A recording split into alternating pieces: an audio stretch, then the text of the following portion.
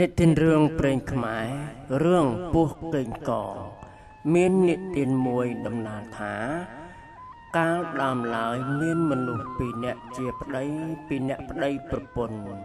ន្ធឈ្មោះថានាងនេះមានកូនស្រីមួយឈ្មោះថានាងអេតប្តីនោះទៅជួញអង្កាមបាត់ជាយូរអង្វែងថ្ងៃមួយអស់បងប្អូនចិត្តខាងគេក៏បបួលគ្នាទៅរកអស់រីឯនាងនេះឮគេថាបបួលគ្នាទៅក៏ទៅជាមួយនឹងគេផងដែរយកនាងអេតជាកូនទៅផងលីដឹងចូលទៅក្នុងព្រៃក៏បានឃើញនឹងអស់មួយធំនឹងនេះក៏យកដឹងពុះអស់ពុះយូរបន្តិចក៏ដឹងអង្គរង្គោះធ្លាក់ទៅនៅក្នុងរន្ធពោះនាងនេះបើទៅឃើញដឹងនឹងពោះកេងកងក៏និយាយនឹងពោះនោះឲ្យហុចដឹងឲ្យរីឯពោះកេងកងក៏ឆ្លើយឡើងថាបើនាងឯងដោយអញធ្វើជាប្រពន្ធរបស់អញនឹងឲ្យដឹងបើនាងឯងមិនឲ្យអញមិនដោយអញមិនធ្វើជាប្រពន្ធរបស់អញនោះអញមិនឲ្យដឹងនោះទេនាងនេះឮពោះកេងកងក៏ថាដូច្នោះហើយហេតុតែជាស្រីខូចក៏ទទួលព្រមថាលេងតែអ្នកឯងដឹងមកឲ្យខ្ញុំចោះចាំល្ងាចចាំខ្ញុំឲ្យមីអេតមកហៅពោះកេងកងក៏ឮនឹងនេះថាដូច្នោះហើយក៏ឲ្យដឹងមកនឹងនេះផ្ដាំថាដល់ល្ងាចដល់ពោះកេងកងនឹងអេតឲ្យទៅឈរមាត់ទ្វារយាមផ្ទះហៅថាពោះកេងកងអើយពោះកេងកងនឹងនេះឲ្យហៅរីឯពោះកេងកងក៏ឮហើយលូនចេញមកនាងអេតក៏ឃើញពោះក៏ភ័យខ្លាចព្រឺសម្បុរអស់ទាំងខ្លួនប៉ុន្តែខ្លាចម្ដាយព្រោះតែម្ដាយប្រើមកហើយប្រើមកក៏ខំសង្កត់ចិត្តនាំពោះទៅផ្ទះពោះនោះក៏ធំណាស់លូនទៅលើស្មៅក៏បាក់រៀបអស់ដល់ផ្ទះហើយក៏ឡើងទៅដេកជាមួយនឹងនាងនេះនិយាយនឹងពោះកេងកងថាខ្ញុំមានប្តីឥឡូវនេះគាត់ទៅជួញអង្កាម2 3ឆ្នាំទៅគាត់មកម្ដងពោះកេងកងក៏សួរថាប្តីនាងឯងទៅប៉ុន្មានថ្ងៃប៉ុន្មានខែទៀតនឹងមកដល់នាងនេះក៏ឆ្លើយថាមិនដឹងជាប៉ុន្មានខែប៉ុន្មានថ្ងៃទៀតនឹងមកដល់នោះទេពោះកេងកងនឹងនេះក៏ដេកលងលក់ជាមួយគ្នាទៅដល់ចិត្តភ្លឺទៅពោះកេងកងលានឹងនេះទៅរួមវិញនឹងនេះនឹងផ្ដាំថាបើប្តីខ្ញុំមកខ្ញុំមិនឲ្យមីអេតទៅហៅទេអ្នកកុំមកបើប្តីខ្ញុំមិនទាន់មកនោះខ្ញុំប្រើមីអេតឲ្យទៅហៅអ្នកសំអ្នកមកពោះកេងកងក៏ទៅឯរូងរបស់ខ្លួនវិញ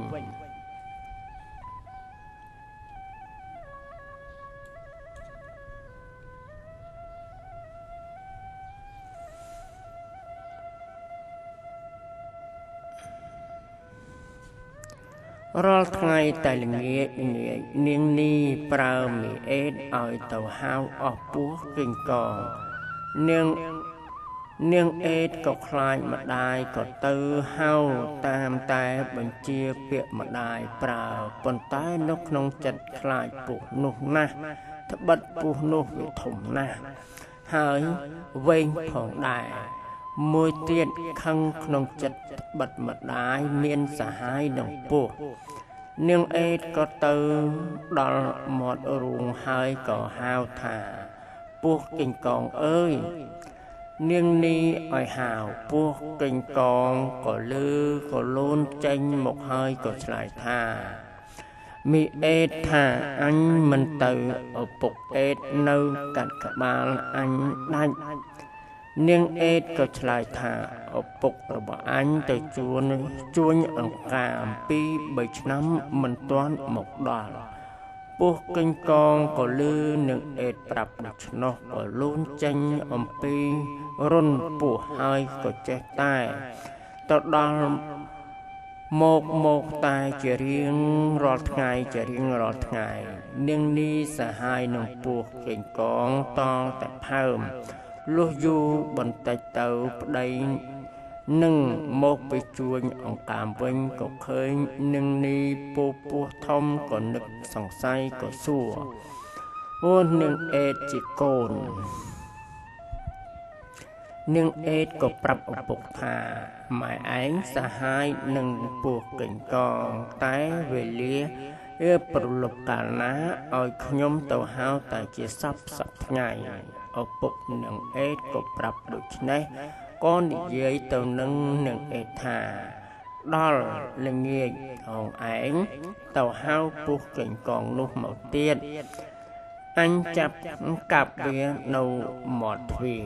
ហើយហងឯងកុំឲ្យម្ដាយហងឯងដឹងឲ្យសោះ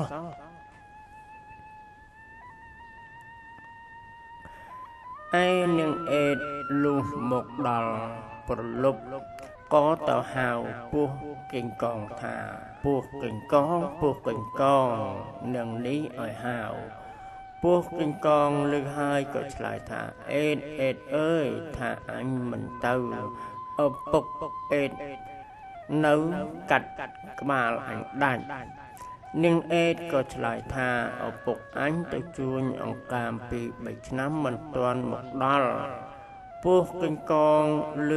នាងអេតក៏ប្រាប់ដូច្នោះថាឪពុកនាងមិនទាន់មកវិញនៅជួញអង្កាមមែនក៏ទៅដូចជាសពថ្ងៃឪពុករបស់នាងអេតកាលក៏កាន់ដាវក៏ពួននៅមាត់ទ្វារក៏ចាំកាប់ពោះកេងកងលូនចូលទៅក្នុងទ្វារបន្តិចឪពុករបស់នាងអេតក៏កាត់ដាច់ហើយក៏កាត់មួយកំណាត់ខាងកន្ទុយយកទៅដាក់លើស្កាមួយកំណាត់ខាងក្បាលក៏យកទៅដាក់លើមេឃពត្រារីឯកណ្ដាលខ្លួនក៏យកទៅពង្លះពង្លាត់ស្បែកចោលហើយក៏ផ្ដាំទៅនឹងអេតថាកុំឲ្យម្ដាយហងឯងដឹងតែត្រូវទុកសាច់ស្លឲ្យម្ដាយហងឯងស៊ី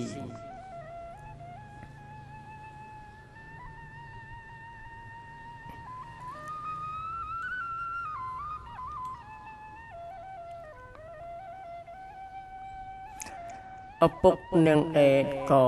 លាងឈាមពង្លះអស់មិនឲ្យមានសេះសល់ក៏រីឯនាងនេះពុំបានដឹងជាប្តីកាប់ពោះសហាយស្លាប់នោះទេព្រោះតែពេលនោះនាងនេះមិននៅក៏ទៅសួរបងប្អូនអ្នកជិតឆ្ងាយលុះព្រឹកឡើងនាងអេតក៏យកសាច់ពោះកេងកងក៏ស្លទុកឲ្យនាងនេះជាម្ដាយស៊ីនាងនេះឃើញសម្លខ្លាញ់រលើបរលោងទាំងចានទាំងឆ្នាំងក៏សួរនាងអេតថា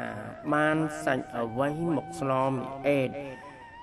នាងអេតក៏ប្រាប់ម្ដាយសាច់ជ្រូក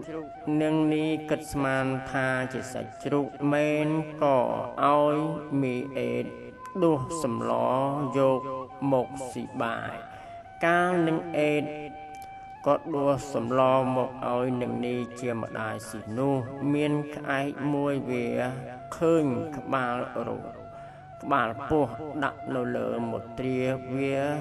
ចង់ស៊ីសាច់ពោះវាក៏បល់ថាឡូក្លែមខ្លមលេបសាច់ប្តីឯងនាងនេះកំពុងតែស៊ីបាយឬក្អែកបូលដូច្នោះក៏ មើលទៅលើមេឃពុត្រាក៏ឃើញក្បាលពស់ក៏ទឹកភ្នែកក៏សួរថាហេតុដូចម្ដេចបានជាស្រក់ទឹកភ្នែកនាងនេះក៏ឆ្លើយថាស៊ីបាយក្តៅក្តៅសម្លក្តៅរលឹកកូនចៅរលីងរលោងទឹកភ្នែករីឯក្អែកនោះចេះតែបូលថាខ្លំខ្លំខ្លំខ្លំក្លែមខ្លំលេបសាច់ប្តីឯងក្បាលដាក់លើមេឃពុត្រា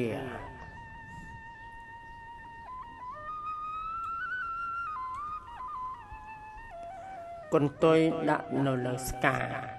នាងនេះមើលទៅលើស្កាក៏ឃើញកន្ទុយរបស់ពស់កេងកងនៅលើនោះរីឯប្តីនាង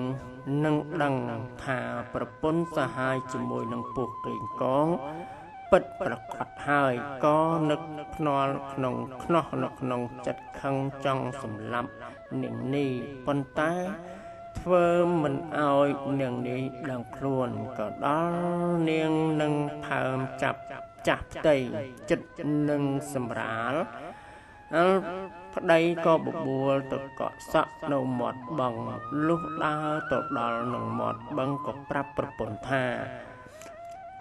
ទៅឲ្យឆ្ងាយពីស្រុកគេយើងនឹងកក់សក់លេងឲ្យសប្បាយតែពីរនាក់តែម្ដង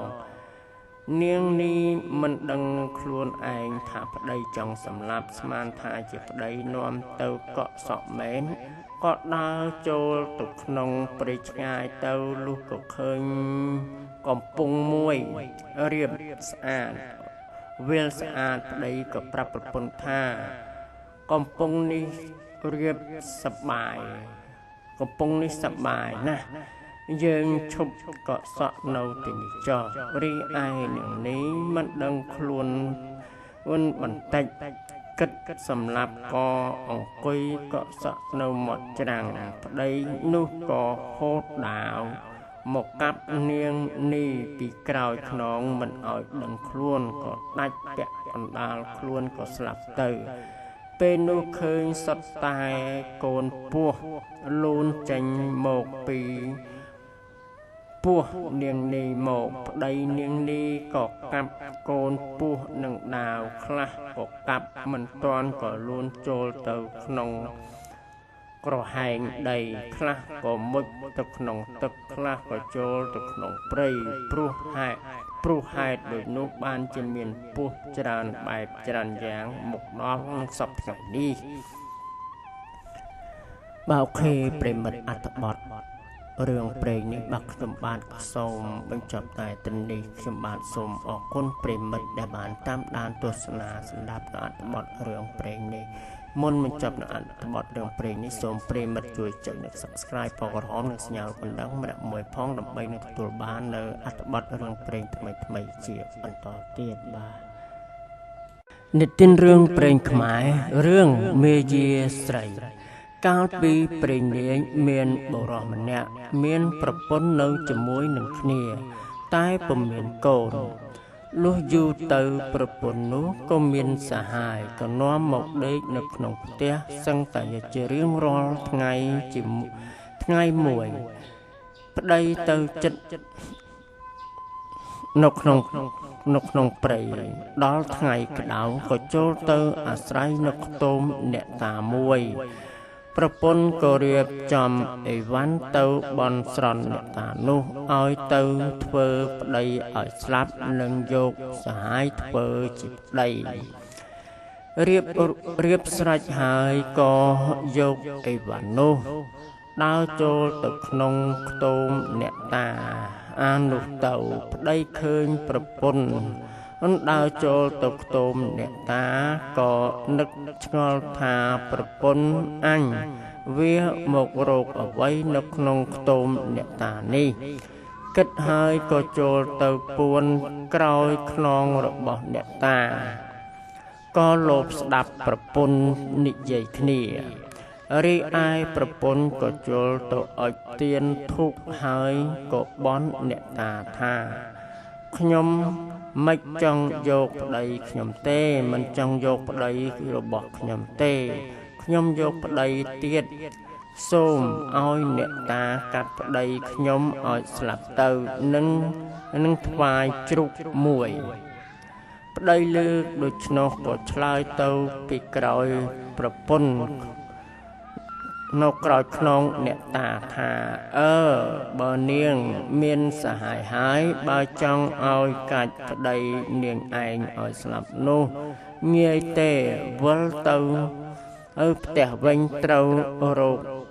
មន់ក្រាបទាំងមេទាំងពងមួយសម្បុកស្ងោឲ្យប្តីនាងឯងស៊ីទៅវានឹងស្លាប់ហើយមនុស្សឮដូច្នោះក៏ស្មានថាអ្នកតាបង្គាប់ក៏ប្រញាប់វិលមកផ្ទះវិញរកទិញបានមេមួនក្រាបមួយសម្បុកស្ងោទុកឲ្យប្តីខ្លួនស៊ីដើម្បីនឹងឲ្យស្លាប់ហើយនឹងបានយកប្តីសាហាយជាថ្មីមកទៀតលុះដល់ប្រលប់ប្តឹងឲ្យប្តីមកពីជីកដំឡូងក៏ដល់ផ្ទះហើយក៏សួរថាគេអើយបានអីស៊ីបាយមនុស្សក៏ឆ្លើយថាខ្ញុំបានមេមាន់និងពងមាន់ក្រាបមួយសម្បុកស្ងោរទុកឲ្យអ្នកប្តីថារៀបបាយមកស៊ី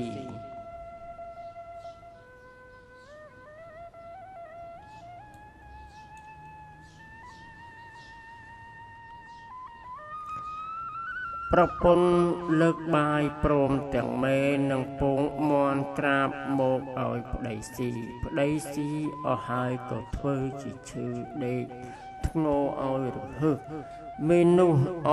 ស់ណាស់គិតស្មានថាប្តីឈឺមែនក៏ត្រូវនឹងពាក្យរបស់អ្នកតាបង្គាប់ហើយត្បិតឮធ្ងោរីឯប្តីក៏ធ្វើជាដេកទៅមនុស្សគិតស្មានថាជាប្តីស្លាប់ក៏បើកទ្វារនាំយកសហាយចូលទៅដេកជាមួយអ្នកទាំងពីរកំពុងតែនិយាយគ្នាប្តីក៏ក្រោកឡើងអង្គុយហៅប្រពន្ធមកប្រាប់ថារងាណាស់រីឯប្រុសសហាយឃើញប្តីនោះក្រោកឡើងក៏អង្គុយដូច្នោះក៏ស្ទុះរត់ពុំទាន់ក៏ចូលទៅក្នុងពួននៅក្នុងពាងធំមួយនៅឯខាងដំណេកសំងំចាំប្តីនោះដេកខ្លួននឹងចេញពីពាងទៅដេកនឹងមនុស្សបន្តទៀតប្តីបានឃើញតែធ្វើមិនឃើញមិនដឹងក៏ប្រាប់ប្រពន្ធថារងាណាស់ឯងទៅដាំទឹកឲ្យគ្នាងូតបន្តិចនឹងអាលស្លាប់មនុស្សឮថាចង់ស្លាប់ដូច្នោះក៏អរណាស់បិទត្រូវនឹងពាក្យដែលត្រូវបន់ស្រន់អ្នកតា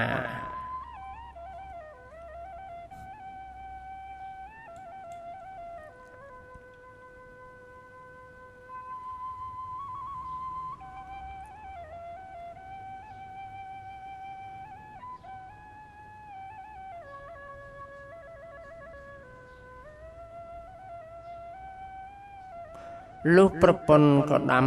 ទឹកពុះប្តីក៏បានឃើញតែធ្វើជាមិនឃើញប្រាប់ប្រពន្ធថារងាណាស់ដាំទឹកក្តៅឲ្យងូតបន្តិចមកលុះប្រពន្ធក៏ដាំទឹកក្តៅពុះហើយប្តីថាទៅដេកទៅដងទឹកត្រជាក់បានមួយក្អមមកឲ្យមកអុកលាយនឹងទឹកក្តៅនេះប្រពន្ធឮប្តីប្រោសដូច្នោះក៏យកក្អមមួយចេញទៅដងទឹកប្តីឃើញប្រពន្ធចេញទៅបាត់ក៏ក្រោកឡើងដើរទៅលើទឹកដើរទៅលើទឹកពុះមួយខ្ទះនោះយកទៅស្រោចលើសហាយដែលនៅក្នុងពាងពួននៅក្នុងពាងនោះស្លាប់បាត់ទៅហើយក៏ចូលទៅដេកវិញធ្វើជាធ្ងោឲ្យរហឹសបន្តទៀត អ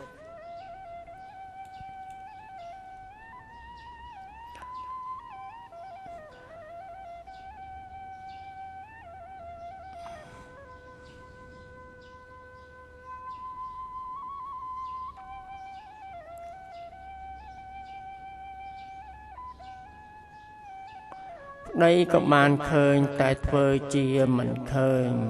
មនុស្សវិលមកពីដងទឹកមកវិញក៏មើលទៅក៏ឃើញសហាយត្រូវនឹងទឹកក្តៅរួញសរសៃដូចជាគេដកចេញពីពាងនោះក៏ខ្សឹបខ្សួលថាថ្វីក៏មិនអោនទៅវាមិនទាន់ទេអានោះឆ្ងក់ដដែលមនុស្សក៏យកដៃទៅចាប់ច្រមុចទៅក៏ត្រូវនឹងស្លឹកត្រចៀកក៏រលុះរលេះទាំងសក់មើលបាត់ដឹងថាជាប្តីស្រោចទឹកក្តៅដាក់សហាយស្លាប់បាត់ទៅហើយ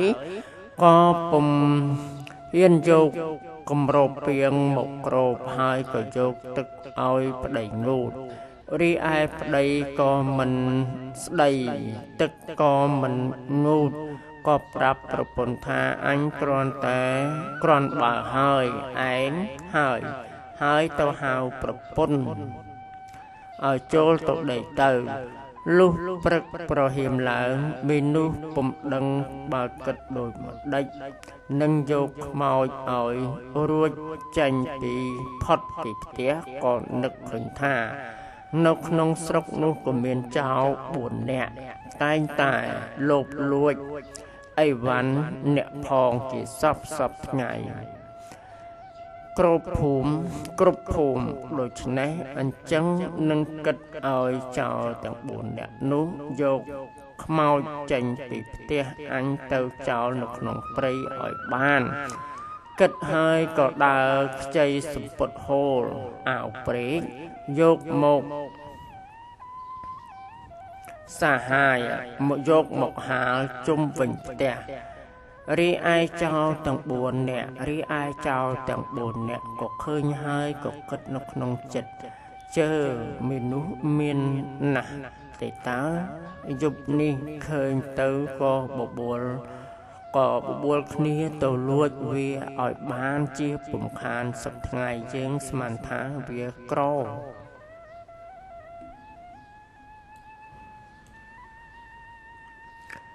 មនុស្សក៏ហាលសម្ពុតហូលអាវព្រែក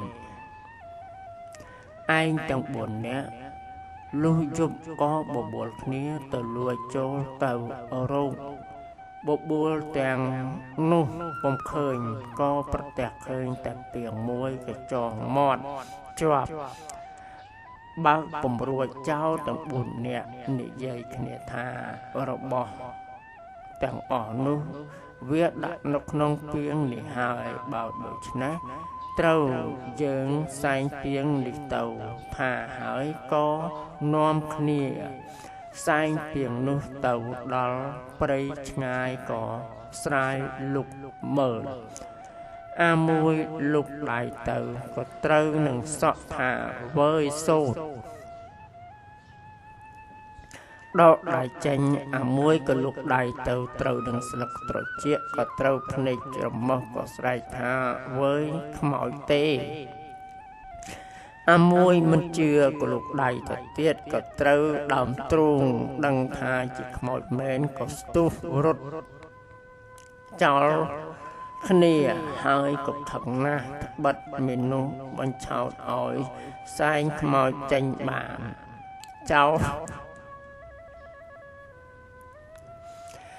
ទាំង4នាក់ជឿក៏គិតគ្នាថាយើងឃ្លាំមើលមនុស្សបើឃើញវាដើរទៅណាតែម្នាក់ឯងត្រូវគ្នាយើងចោមរោមចាប់វាឲ្យវារៀងកុំឲ្យវាបញ្ឆោតបោកយើងបានទៀតជួនជាថ្ងៃមួយមនុស្សក៏ចុះទៅកំពុងរកទិញអីវ៉ាន់ត្បិតមានសំពៅទើបតែនឹងមកដល់ពីស្រុកក្រៅមនុស្សក៏ដើរដល់កណ្ដាលផ្លូវក៏ជួបនឹងចៅទាំង4នាក់នោះ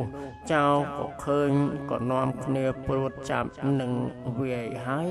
ក៏ជេរពីរឿងដែលវាបញ្ឆោតបោកនោះមនុស្សក៏ឆ្លើយថាណាហើយអ្នកបើអ្នកវាយខ្ញុំស្លាប់ក៏ឥតប្រយោជន៍ដែរត្បិតខ្ញុំទៅទាប្រាក់ពីនាយសំពៅដូច្នេះចូលមកអញ្ជើញទៅ និងខ្ញុំទាប្រាក់បានចែកគ្នាចាយផងដែរបាទអត្ថបទរឿងព្រេងរឿងប្រឡំលោកនេះបាទខ្ញុំបាទក៏សូមបញ្ចប់តែត្រឹមនេះខ្ញុំបាទសូមអរគុណប្រិមិត្តដែលបានតាមដានទស្សនាស្ដាប់នៅអត្ថបទរឿងប្រឡំលោកនេះ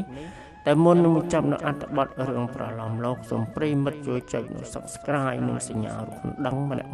មួយផងដើម្បីនឹងទទួលបាននៅអត្ថបទរឿងព្រេងថ្មីៗជាបន្តទៀតខ្ញុំបាទសូមអរគុណនិងសូមជម្រាបលានិទានរឿងព្រេងខ្មែររឿងប្រាសាទអង្គរវត្តកាលពីពុទ្ធសករាជ600មានចិនម្នាក់ឈ្មោះថាលឹមសេងនៅក្នុងខេត្តសៀងហៃលឹមសេងមានអាយុប្រមាណ50ឆ្នាំជាមនុស្សកំសត់ទុរគតណាស់គាត់បានទៅខ្ចីប្រាក់ពីអ្នកចំនួនម្នាក់ចំនួន6ណែនហើយទៅនៅស៊ីឈ្នួលបំរើម្ចាស់បំណុលនោះ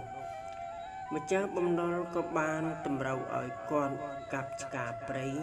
មួយកន្លែងនៅក្បែរមាត់ទន្លេដើម្បីដាំដំណាំនៅរដូវដែលបុព្វជាតិទាំងឡាយត្រូវតែផ្ការីកលឹមសេងតែងតែបេះផលដំណាំដែលគាត់បានដាំទៅជូនម្ចាស់គាត់ថ្ងៃមួយមានទេពធីតា5អង្គស្ថិតនៅឯប្រាសាទព្រះឥន្ទបានហោះមកដល់នៅក្នុងសួនច្បារតាលឹមសេងក៏ឃើញផ្ការីកស្គុះស្គាយ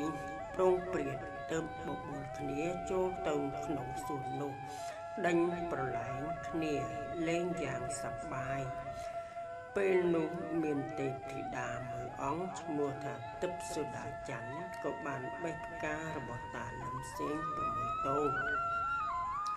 ព្រោះផ្កានោះល្អមានក្លិនក្រអូបចំណែកឯទេពធីតា4អង្គទៀតបានដើរលេងពីពេញនៅក្នុងសួនច្បារនោះដែរតែអត់បានកាច់ផ្កាលេងទេ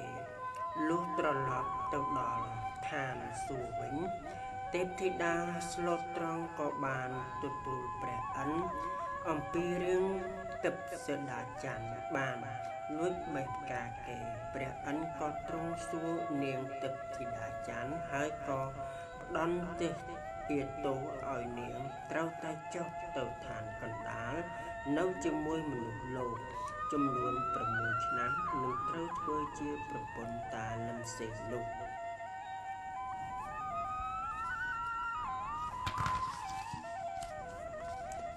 នាងទិព្វធីតាច័ន្ទតូចចិត្តថែមទាំងអស់សង្ឃឹមនៅក្នុងជីវិតយ៉ាងខ្លាំងតែទោះជាយ៉ាងណាក៏ដោយក៏នាងហោះចុះមកឋានក្រោមជួបនឹងតាលឹមសេងហើយនាងក៏និយាយប្រាប់តាថាលោកតាខ្ញុំបានលួចបេះផ្កា6តោឥឡូវព្រះឥន្ទបានដាក់ទោសខ្ញុំឲ្យចុះមកធ្វើជាប្រពន្ធតា6ឆ្នាំតាលឹមសេងឆ្លើយថាណែនាងខ្ញុំក្រណាស់ខ្ញុំពុំអាចទទួលនាងមកធ្វើជាប្រពន្ធខ្ញុំបានទេព្រោះចៅវាយរបស់ខ្ញុំចិត្តអាក្រក់ណាស់គាត់ឲ្យបាយខ្ញុំទទួលទានសម្រាប់ម្នាក់ឯងតែប៉ុណ្ណោះនាងឆ្លើយថាមិនអីទេចាំខ្ញុំជួយលោកតាខ្ញុំនឹងបង្រៀនវិជ្ជាសិល្បៈដែលគ្មាននរណាអាចចេះដល់លោកតាបើលោកតាមិនព្រមទទួលខ្ញុំធ្វើជាប្រពន្ធទេតើធ្វើម្ដេចខ្ញុំនឹងបានទទួលទណ្ឌកម្មតាមការវិនិច្ឆ័យរបស់ព្រះឥន្ទសូមលោកតាអាណិតខ្ញុំផងតាលឹមសេងក៏ព្រមទទួលទិព្វសូដាច័ន្ទមកនៅជាមួយនឹងគាត់ពេញចិត្តនឹងនាងទេពធីតាណាស់ព្រោះនាងជាស្ត្រីដែលមានរូបសម្បត្តិល្អលើសពីនារីនានាមិនយូរប៉ុន្មានគាត់ក៏មានសេចក្តីស្នេហាលើរូបនាងទិព្វសូដាច័ន្ទកាលបើនាងនៅជាមួយនឹងតាលឹមសេងយូរមកនាងសង្កេតឃើញសេចក្តីលំបាកវេទនារបស់លោកតានិងចិត្តស្មោះត្រង់របស់គាត់ គាត់ក៏កើតមានចិត្តអាណិតតាជាខ្លាំងទើបនាងសួរតាថាតើលោកតាបានខ្ចីប្រាក់ឯប៉ុន្មានតាក៏ឆ្លើយថា6ណែននាងក៏ប្រាប់ថាអញ្ចឹងសូមលោកតាទៅខ្ចីគេឲ្យបាន4ណែនទៀតមកទើបខ្ញុំបាននៅបម្រើ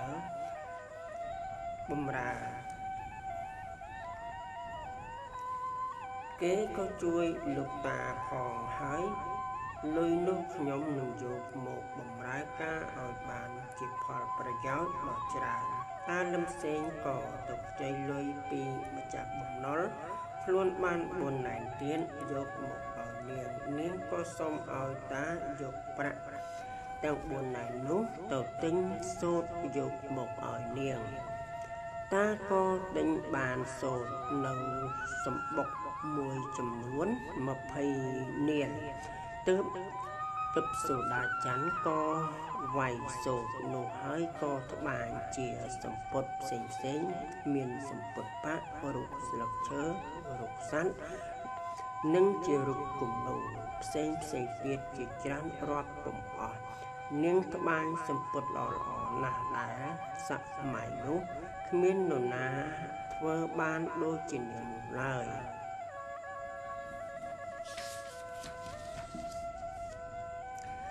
កាលបើបានសម្ពត់ច្រើនហើយនាងក៏ប្រើប្តីនាងឲ្យយកសម្ពត់ទាំងនោះទៅជូនចៅហ្វាយខ្លួន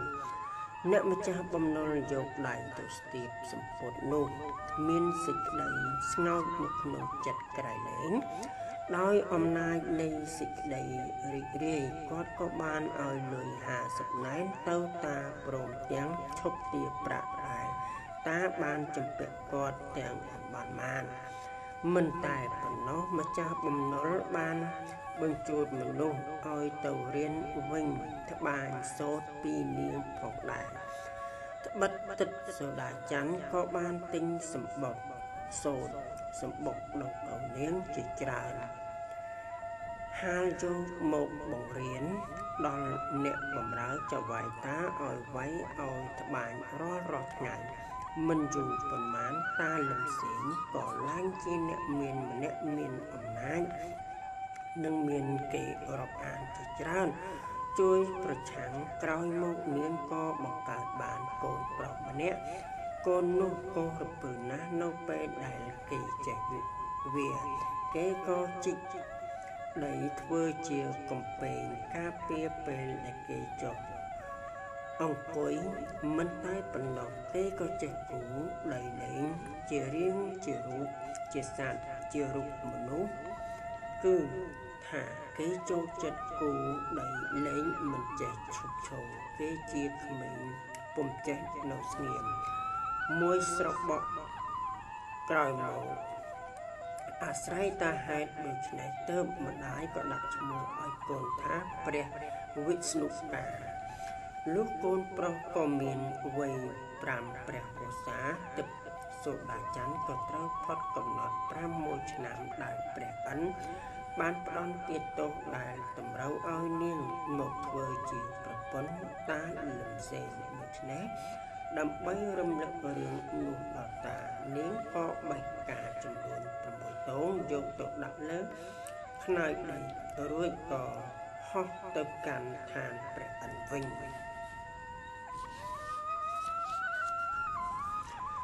លុះដល់ពេលបាយតាលឹមសេងមិនឃើញប្រពន្ធចេញមកបរិភោគក៏ចូលទៅក្នុងបន្ទប់ស្រាប់តែឃើញផ្កា6ទងដាក់នៅលើខ្នើយក៏យល់នៃមួយរំពេចតាលឹមសេងក៏យំសោកនឹកស្ដាយប្រពន្ធក្មេងដែលចាក់ចេញចោលគាត់ចំណែកឯព្រះវិស្ណុកាវិញក៏រត់ចេញស្រែកបង្កោកហៅម្ដាយលន់លឺរំពងគ្រប់ច្រកល្ហកទាំងអស់គ្រានោះនៅក្នុងព្រះរាជាណាចក្រកម្ពុជាព្រះបាទព្រះទេសនារាជាទ្រង់ក៏សោយព្រះទីវង្គតទៅព្រះអង្គក៏ឥតមានព្រះរាជបុត្រត្រីមួយអង្គណាដើម្បីសោយរាជស្នងពីព្រះអង្គឡើយព្រះញាតិវង្សព្រះសានវង្សក៏ផុត រលត់ត្រឹមនេះតែគេក៏សង្កេតឃើញនៅសល់តែក្រុងហូនិងក្រៅហូពីររូបតែប៉ុណ្ណោះដែលជាអ្នកជាប់ព្រះលោហិតរបស់ក្សត្រកាលបើដូច្នោះព្រះរាជបុត្របល្ល័ង្កក៏នៅទំនេរផងដែរ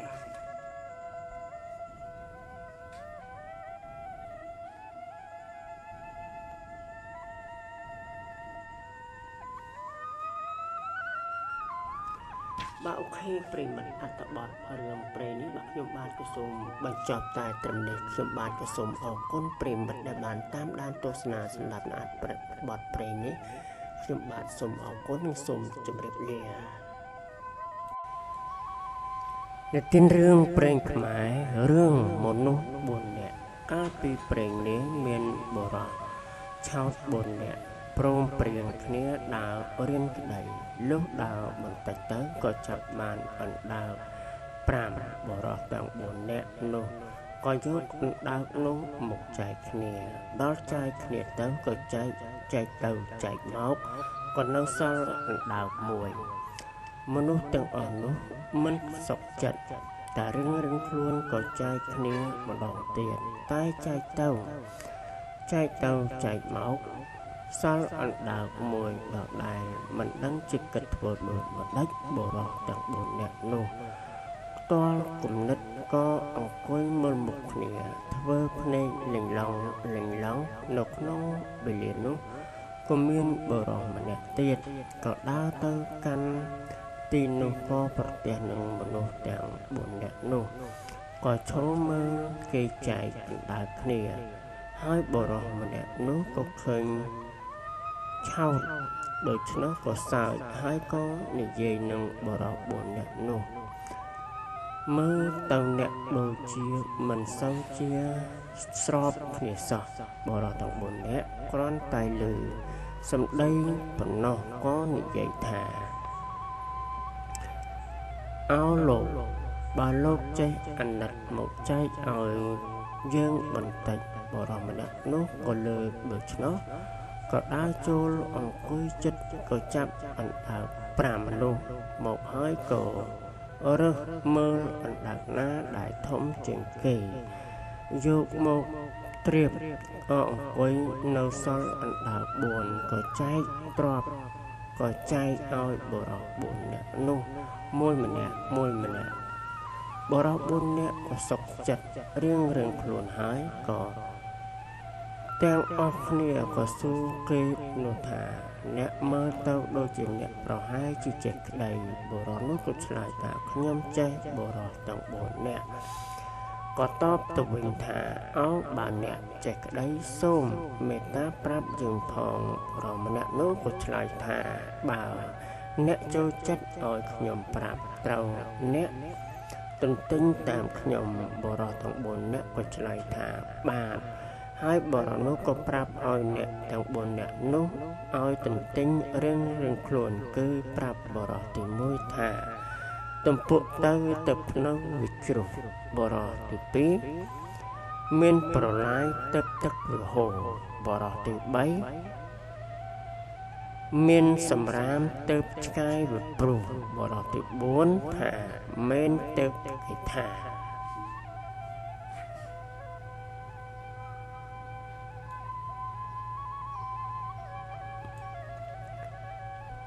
បរោះ4នាក់ក៏ទន្ទិញពាក្យដូចគ្នានេះចេះតែចាំគ្រប់គ្នាទៅហើយបរោះ4នាក់នោះក៏នាំគ្នាទៅឆ្ងាយទៅក៏បានដល់ភូមិមួយនឹងរោគផ្ទះសម្បែងសំណាក់ក៏គ្មាន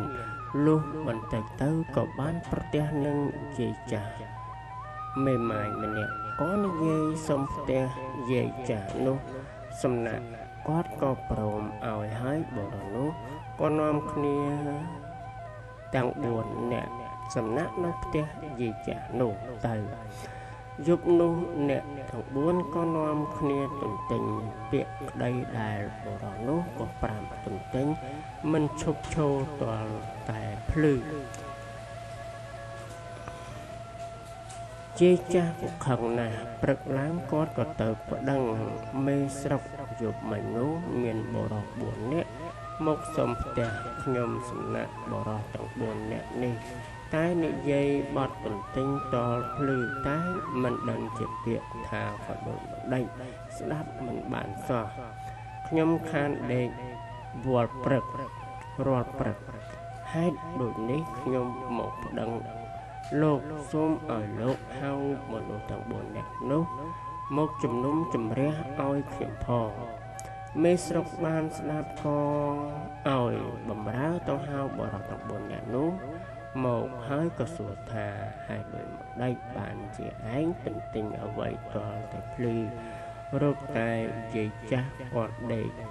ពួនមិនបានចុះដែលឯងទន្ទិញនោះតើទន្ទិញពាក្យអ្វីខ្លះបរិសុទ្ធទាំង4នាក់នោះទាំង4នាក់នោះក៏ឆ្លើយថាខ្ញុំទន្ទិញពាក្យក្តីមេស្រុកក៏បង្គាប់ទៅទៀតថា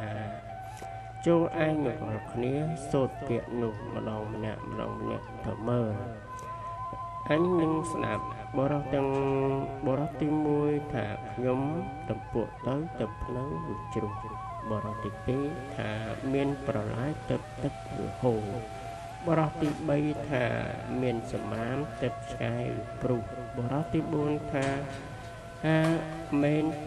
មែនទៅគេនិយាយថា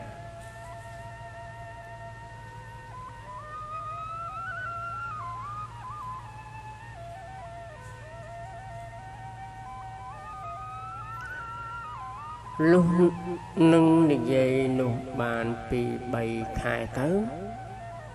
យាយគាត់ក៏ប្រើបរោះទាំង4នាក់នោះឲ្យទៅកាប់ឈើធ្វើជាទូអ្នកទាំង4នាក់ក៏នាំគ្នាចូលទៅដល់ព្រៃធំហើយក៏ដើររកឈើណាដែលមានប្រហោងទៅកាប់លុះចូលទៅដល់ក្នុងព្រៃជ្រៅក៏បានប្រទះឃើញឈើធំមួយដើមក៏មានប្រហោងបរោះទាំង4នាក់ក៏និយាយគ្នាថាយើងបានប្រទះឃើញប្រហោងហើយយើងត្រូវទៅនាំគ្នាកាប់ឈើនេះបរោះទាំង4នាក់មូលមាត់គ្នាក៏កាប់រលំឈើប្រហោងនោះលុះឈើចិត្តរលំបរោះទាំង4នាក់ក៏ស្រែកថាកូនយើងចិត្តរលំហើយអាណាម្នាក់រត់ទៅចាំត្រកុំឲ្យវាបែកឈើយើងក្រែងធ្វើទូកវាមិនកើតបរោះម្នាក់ក៏ស្ទុះទៅចាំត្រដល់ឈើនោះវាបាក់មកសង្កត់ស្លាប់ធ្វើមាត់ស្ញែងបរោះទាំង3នាក់ក៏ឃើញដូច្នោះក៏នាំគ្នាសើចថាយីអានេះខ្លាំងណាស់វើយឈើទំហំប៉ុណ្ណឹងកោតតែវាត្រូវបានហើយវាក៏សើចថែមទៀតបរោះ3នាក់ក៏នាំគ្នាមើលបរោះម្នាក់ដែលស្លាប់ដល់យូរពេកក៏ស្រែកហៅថាយីមកឆាប់ឡើងនឹងអាលទៅភ្លានបាយណាស់លោកឃើញនៅស្ងៀមក៏នាំគ្នាដើរចូលទៅមើលកាលដើរកាលដឹងថាបរោះនោះស្លាប់បរោះ3នាក់ក៏ភ័យណាស់ក៏និយាយគ្នាថាយើងនៅមិនបានទេ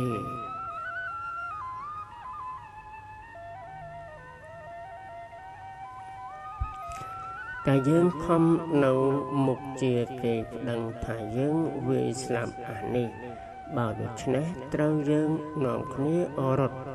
ថាហើយក៏ព្រមព្រៀងគ្នារត់ទៅដល់ពេលយប់វង្វេងផ្លូវមិនដឹងជារត់ទៅឯណាក៏ស្រាប់តែវិលទៅត្រង់កំពង់ផ្ទះបាទផ្ទះយាយហើយក៏នាំគ្នាចូលទូកយាយនោះទៅត្រើយមកខាងបរោះទាំង3នាក់ក៏នាំគ្នាវាចុះទូកម្នាក់នៅខាងកន្សែងបែកក្បែរមុខទៅខាងកន្សែងម្នាក់នៅខាងក្បាលក៏បែរមុខទៅខាងក្បាលម្នាក់ទៀតក៏អង្គុយកណ្ដាលក៏បាចទឹកទូកតែមិនបានស្រាលខ្សែចំណងទូកនោះចេញចេះតែនាំគ្នាចេះតែនាំគ្នា មួយយប់តតភ្លឺនៅតែដដែលលុះភ្លឺស្រាងឡើងក៏យាយចាស់ក៏ចុះមកដងទឹកក៏ប្រទះឃើញបរិស3នាក់ហើយក៏ស្រែកថាយើអានេះរត់ទៅណាបរិស3នាក់ក៏ក្រឡេកឃើញយាយចាស់ជាចង្វាយខ្លួនក៏តល់ប្រាជ្ញាមិនដឹងជាបើកទៅឯណាក៏ទៅដល់បំរើយាយចាស់នោះវិញដដែលទៅបាទអូខេប្រិមិត្តអត្ថបទរឿងព្រេងនេះបាទខ្ញុំបាទក៏សូមបញ្ចប់តែប៉ុណ្ណេះខ្ញុំបាទសូមអរគុណប្រិមិត្តដែលបានតាមដានទស្សនាស្ដាប់នៅអត្ថបទរឿងព្រេងនេះតែមុនបញ្ចប់នៅអត្ថបទរឿងព្រេងនេះសូមប្រិមិត្តជួយចុច Subscribe ពណ៌ក្រហមនិងសញ្ញារូបកណ្ដឹងបាទម្នាក់មួយផងដើម្បីនឹងទទួលបាននៅអត្ថបទរឿងព្រេងថ្មីជាបន្តទៀតជាបញ្ចប់នេះខ្ញុំបាទសូមអរគុណនិងសូមជម្រាបលា